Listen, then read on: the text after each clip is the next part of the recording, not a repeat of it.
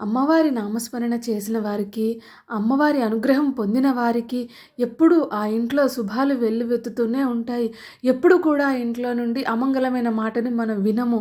ఎందుకు అంటే ఇప్పుడు మనం చెప్పబోయే ఈ నామం ఎవరైతే రోజు తలుచుకుంటారో, అమ్మ పాదాలని ఎవరైతే విడవకుండా పట్టుకుంటారో అమంగళం అనే మాటే ఉండదు. ఈ నామం రోజు జపించడం వలన భార్యాభర్తల మధ్యన కీచులాట అనేదే ఉండదు.